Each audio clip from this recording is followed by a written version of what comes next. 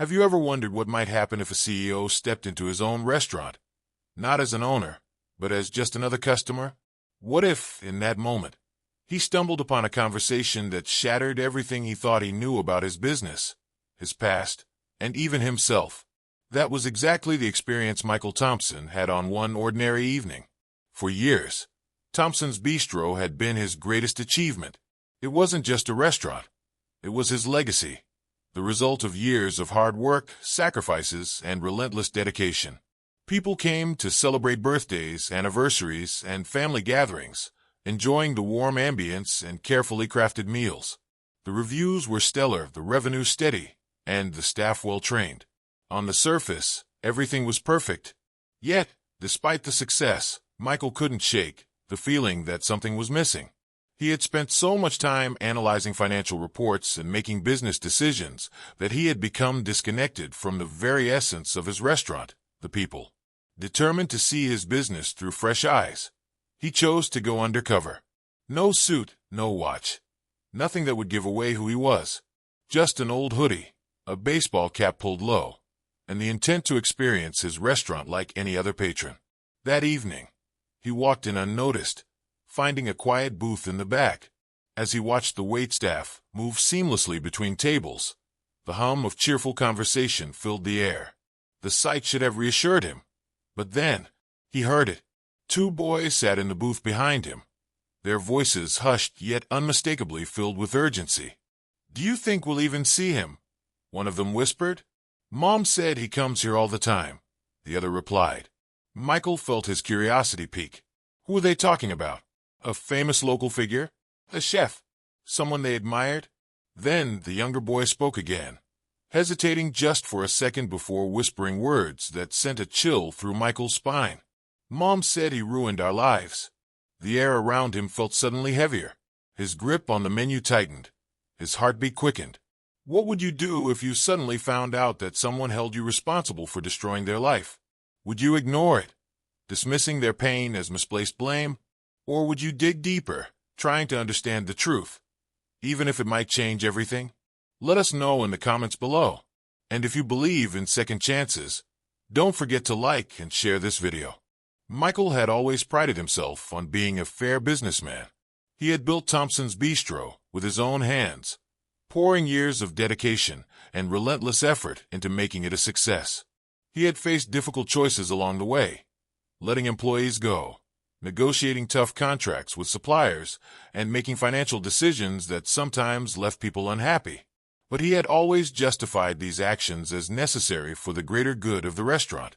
He never believed he had truly harmed anyone.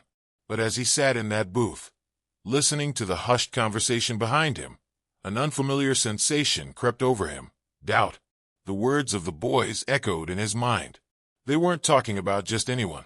They were talking about him. And worse, they weren't just upset. They were convinced that he had destroyed their mother's life. He struggled to focus on his surroundings. The familiar clatter of dishes, the soft murmur of conversations, and the warm lighting of the restaurant suddenly felt distant. His mind was consumed with the questions racing through his head. Who was their mother? What had happened to make them feel this way? His grip on the menu tightened. Over the years, he had hired hundreds of employees. Some had moved on to bigger and better opportunities. Others had left with frustration, and a few had been let go under difficult circumstances. Could one of those decisions have spiraled into something far worse than he had ever imagined? He wanted to dismiss the thought. It was impossible, wasn't it? He had always run his business with integrity, treating people fairly, making choices that, while difficult, were always in the best interest of the restaurant. But what if, in the process of looking at the big picture, he had overlooked the real impact of his choices on individual lives? His breath slowed as he listened more intently to the boys' conversation. "We just need to see him. If he's here, we'll know," one of them said, his voice quiet but firm. "Mom said he wouldn't hide." Michael felt a chill run through him. Whoever their mother was, she didn't just hold a grudge. She had painted a picture of him as someone who had done something unforgivable, someone who had turned their lives upside down. And the boys had come here, to his restaurant, seeking proof. The realization settled heavily on his chest. He had come here tonight looking for insight, hoping to reconnect with the heartbeat of his business. Instead, he had walked straight into a mystery, one where he was the villain. He clenched his jaw. He couldn't ignore this. If he truly was responsible for their pain, he needed to understand how. He needed to know the truth. Taking a deep breath, he made a silent decision. He wasn't going to let this go. He had to find out who their mother was and what had happened, because if there was one thing he knew, it was that the past had a way of catching up with you, whether you were ready for it or not. Michael knew he had to act, but he couldn't afford to draw any attention to himself. Keeping his composure, he signaled for the waitress as she walked by. "Those two boys in the back," he said, keeping his voice casual. "Do they come here often?" She followed his gaze, then shook her head. "Never seen them before." "Why? Are they causing trouble?" "No, nothing like that," he replied quickly, though his mind was already racing. Who were they? And why were they looking for him? As the waitress moved away, he turned back toward his menu, but his focus wasn't on the food. He risked another glance at the boys. They were young, maybe 13 or 14. Too young to be here alone so late in the evening. One had a mess of curly brown hair. The other hid beneath a baseball cap, his hands fidgeting against the edge of the table. Their eyes kept darting around the room, searching for someone. Michael's grip tightened around the menu. There was an unease in their posture, an anxious energy that made them seem as if they expected to be asked to leave at any moment. But no one else in the restaurant seemed to notice them. They weren't bothering anyone. They were just waiting. Then the older boy reached into his jacket and pulled out a folded piece of paper. With careful hands, he smoothed it out on the table between them. Michael watched as they leaned in, their eyes scanning whatever was on the page. He couldn't see it from where he sat, but the way they studied it sent a chill down his spine. It wasn't just a note or a scribbled map.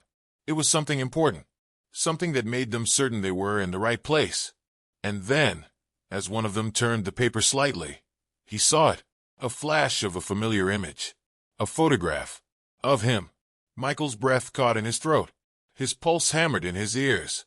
The boys knew exactly who they were looking for, and now they were about to find him. Michael took a deep breath, steadying himself. He knew he couldn't sit back any longer. Whatever this was, whatever these boys believed, he had to face it. He stood, smoothing out his shirt as he approached their booth, keeping his expression calm and open. "Hey," he said, his voice light but measured. "Are you two looking for someone?" The boys froze. The one wearing the baseball cap stiffened, his fingers curling around the edge of the table. The other, the one with the mess of curly hair, glanced sideways at his companion before looking up at Michael. "Why do you care?" the boy in the cap asked, his tone guarded, suspicious. Michael hesitated. He could feel the weight of their eyes on him, wary and untrusting. He needed to be careful. "Because if you are," he said finally, "maybe I can help." A long silence stretched between them. The curly-haired boy shifted in his seat, his jaw tightening. Then, without breaking eye contact, he leaned forward, placing his elbows on the table. "You're him, aren't you?" he asked, his voice barely above a whisper. Michael's stomach tightened. "You're Michael Thompson," the boy continued, his voice shaking now, not with fear, but something deeper, something heavier. Michael exhaled slowly, nodding. "I am." The boy's lips pressed into a thin line, his hands balling into fists against the table. He blinked hard, his throat bobbing as he swallowed. Then he spoke, his words sharp and laced with anger. "You're the man who destroyed our mom's life." Michael felt the words hit him like a punch to the chest. His mind raced, sifting through old memories, past decisions. Faces he'd long forgotten flickered through his thoughts, but nothing, no one, stood out. I don't understand," he said, his voice quieter now, careful. The boy's nostrils flared. "Of course you don't," he scoffed, shaking his head. "People like you never do." Angela Carter. The name hit Michael like a freight train, shaking loose memories he hadn't thought about in years. He remembered her vividly, the young, ambitious sous chef who had once worked tirelessly in his kitchen. Passionate, hard-working, brimming with creative ideas. She had been one of the best. And then, she had vanished. One day, she was there, pushing boundaries and crafting dishes that dazzled the guests. The next, she was gone, without warning, without an explanation. Now, standing in the dimly lit apartment where the boys had led him, Michael realized just how much he had missed back then, how blind he had been to what was happening right in front of him. Angela sat on the worn couch, arms crossed tightly over her chest. Her once vivid red hair, now streaked with gray, framed a face that bore the weight of years of struggle. Her eyes, once filled with fire and determination, were colder now, guarded. "I never thought I'd see you again," she said, her voice level, but with an undeniable edge. "But I guess karma works in strange ways." Michael swallowed hard, his throat dry. "Angela, I didn't know." Her eyes narrowed, and he could see the anger flicker there, simmering just beneath the surface. "Of course you didn't," she said sharply. "You never looked back after you took everything from me." His chest tightened. "Took everything from you?" "Angela, He hesitated, not knowing what words could possibly make this better. "I never meant to hurt you." She let out a bitter laugh, shaking her head. "You never meant to, huh? That's rich." She leaned forward slightly, her eyes boring into him. "Tell me, Michael, do you even remember what you did? Or is this just another thing you conveniently forgot on your way to success?" He faltered. He had fired people before, made tough calls in the name of business. But standing in front of Angela now, seeing the resentment in her face, he realized this was different. This wasn't just a former employee with a grudge. This was something deeper, something personal. "I remember you leaving," he admitted. "I remember being surprised by it. But I don't understand." "You don't understand," she cut in, her voice rising. "You stole my work, Michael. My recipes. My ideas. You put your name on them and built your empire while I was left with nothing." The accusation landed like a blow. He opened his mouth, ready to defend himself, to say it wasn't true. But then, the memories began to come back. The late nights in the kitchen, Angela experimenting with flavors, jotting down notes. The dishes that had turned the restaurant into a household name, ones he had proudly showcased to critics. He had always assumed they were the product of collaboration, a team effort. But had they been? Angela let out a shaky breath and leaned back, as if exhausted by her own anger. "Do you have any idea what happened to me after I left? After you made sure no one else in this industry would hire me?" Michael's stomach twisted. "I never did that. I would never." "You didn't have to," she interrupted. "Your name alone carried enough weight to make sure I disappeared. Every time I applied somewhere, your restaurant's name overshadowed mine. They didn't need to blacklist me outright. They just ignored me." Silence filled the room, thick and suffocating. The two boys watched from the doorway, their eyes darting between their mother and the man they had grown up despising. Michael exhaled slowly, running a hand over his face. "Angela, I swear to you, I didn't know. If you had, she asked, her voice softer now, but no less sharp. "What would you have done, Michael? Would you have stopped, given me credit? Or would you have still taken what wasn't yours because it was easier that way?" He had no answer, and for the first time in years, he was forced to hear the truth about the past he had chosen to forget. Angela's voice wavered with emotion as she recounted everything. The nights she had spent in the kitchen, perfecting dishes that had drawn crowds to Thompson's Bistro. The endless hours of work, the passion she had poured into every creation. And how, when she had finally asked for the recognition she deserved, Michael had dismissed her, brushed her aside like an afterthought. Then, when she had left, she thought she'd find another opportunity, a fresh start. But the industry had turned its back on her. Every door she knocked on remained closed. Potential employers recognized her name, but only as an afterimage of Michael Thompson's success. No one wanted to hire a woman who had walked away from such a prestigious establishment. They assumed she had failed, not that she had been overlooked and discarded. Michael felt the weight of her words settle deep in his chest.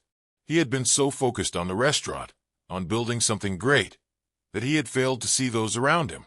He had failed to see her, looking at her now, sitting in a small apartment, her hands folded tightly in her lap, her eyes guarded and weary. He felt something break inside of him. He had told himself for years that he had done everything the right way, that his choices had been justified. But this was something else entirely. "Angela, I swear to you, I didn't know," he said, his voice quieter now. "I didn't realize what was happening to you." She let out a bitter laugh, shaking her head. "Of course you didn't. You were too busy making a name for yourself to look back. Too busy enjoying the praise, to see the people you stepped over to get there." Michael exhaled slowly, his fingers tapping against his knee. She wasn't wrong. He had been ambitious, ruthless even. And now, he was staring at the consequences of that blind ambition. "I want to make things right," he said, leaning forward. "I don't know if I can fix the past, but I want to try."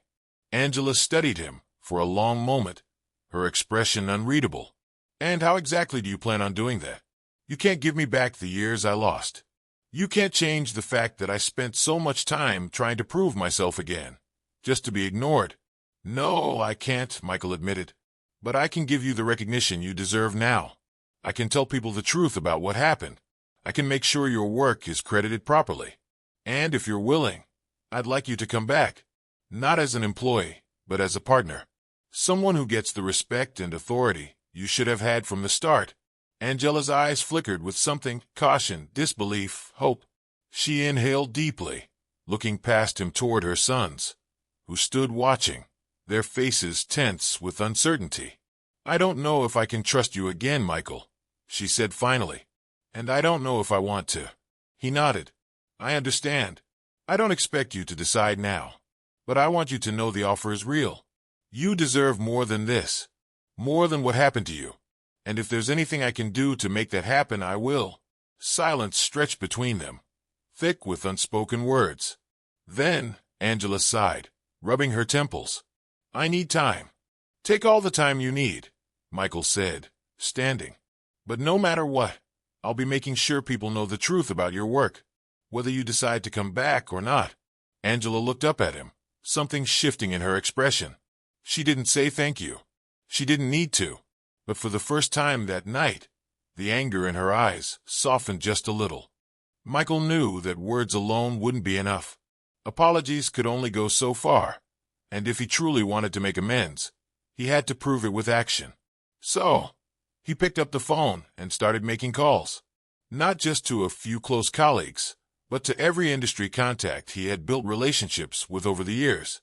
He told the truth about Angela, about her work, about how much of Thompson's Bistro's success had been built on her creativity. Some were surprised, others hesitant to believe him. But Michael was persistent. He spoke to food critics, restaurant owners, and former employees, ensuring that Angela's contributions were recognized and that the industry knew what had happened. He reached out to local media, requesting an article that credited Angela as a driving force behind some of the restaurant's most celebrated dishes. He arranged interviews for her, connecting her with influential voices who had the power to change the narrative. And then, he took the hardest step of all. He walked back into Angela's apartment, where she regarded him with wary skepticism. But this time, he wasn't just asking for forgiveness. He was offering an opportunity. "I want you back at Thompson's Bistro," he said plainly. "Not as an employee, as my equal." Angela studied him, her arms crossed. "As your equal. As co-head chef," Michael clarified, "with full credit for your work, your name on every menu, your decisions shaping the restaurant just as much as mine. It should have always been that way." Angela didn't answer right away. Her sons watched the exchange in silence, their faces unreadable. The room felt charged with years of unspoken resentment and cautious hope. Finally, she let out a slow breath. "I don't know if I can trust you." Michael nodded. "I don't expect you to trust me overnight, but I want to earn it." For a long time, neither of them spoke. Then, finally, Angela nodded. "I'll think about it." And she did. Days passed before she called him. And when she did, her voice carried something different: resolve. "I'll do it," she said simply. "But this time, I call the shots on my food." Michael grinned. "That's exactly what I was hoping for." The first few weeks were tense. The kitchen was hers again, but there were moments of friction. Some staff, loyal to Michael, were hesitant to accept Angela's authority. But Michael made it clear. Angela was here to stay. He publicly credited her in interviews, acknowledged her impact on the restaurant's history, and ensured that every member of the team understood that she wasn't just another returning employee. She was a leader. Slowly, the tension eased. Angela found her rhythm again, creating dishes that stunned even the most seasoned chefs. Customers raved about the new additions to the menu, dishes infused with Angela's signature boldness and creativity. Her name, once nearly forgotten in the industry, was now celebrated, and the restaurant, it thrived, not just in revenue, but in reputation. For Michael, success now meant something different. It wasn't just about the bottom line or earning praise. It was about doing what was right, about lifting up the people who had helped build something great. One evening, as the restaurant bustled with customers, Michael stepped into the kitchen to find Angela standing over the stove, tasting a new sauce. He watched as she nodded in satisfaction, the fire in her eyes rekindled. She glanced up, catching him watching. "What?" she asked, raising an eyebrow. Michael smiled. "Just thinking how good it is to have you back." Angela smirked. "I never should have had to leave in the first place." Michael chuckled. "You're right." He leaned against the counter, surveying the kitchen that now belonged to both of them. "But I'm glad you're here now." Angela gave a small nod, then turned back to her work. Michael stepped out into the dining room, listening to the sound of laughter, clinking glasses, and the murmur of satisfied customers.